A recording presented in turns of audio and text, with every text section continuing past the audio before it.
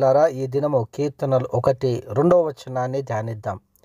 యెహోవా ధర్మశాస్త్రమందు ఆనందించుచు దివారాత్రం దానిని ధ్యానించువాడు ధన్యుడు. దేవునికి మహిమ కలుగునుగాక.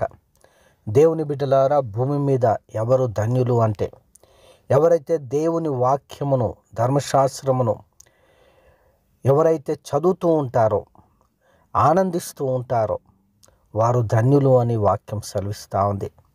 ఈ దినాల్లో చాలామంది దేవుని వాక్యము చదవడం మానేస్తూ ఉన్నారు. చిన్న ప్రార్థన చేసి జీవితాన్ని నడిపించుకుంటూ ఉన్నారు. అందుకే శోధనలు, బాధలు, కష్టాలు వస్తూ ఉన్నాయి. దేవుని బిడ్డలారా, నిజముగా యెహోవా శాస్త్రమునందు ఆనందించుచు దివారాత్రం దానిని ధ్యానించువాడు ధన్యుడు.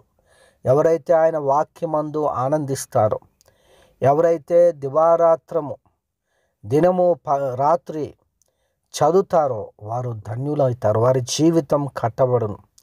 వారు ఏది చేసినా కూడా అది సఫలమగును. దేవుని బిడ్డలారా, వారి జీవితము నిజముగా నీరున్న చోట నాటబడిన చెట్టు వలె ఉండును. తగిన కాలమందు ఫలమిచ్చు వారి వలె ఉండును. వారు ఏది చేసినా ఆశీర్వాదకరముగా ఉండును. యోసేపును మనం జ్ఞాపకం చేసుకున్నప్పుడు అతను ఏ విధంగా అయితే ఫలించినాడో మన జీవితాన్ని కూడా ఆ విధంగా దేవుడు చేస్తాడు. ఎప్పుడైతే మనం వాక్యమునందు ఆనందిస్తూ దానిని దివారాత్రం ధ్యానిస్తామో మన జీవితము ఫలించు చెట్టు వలె ఉండును. ఆమేన్.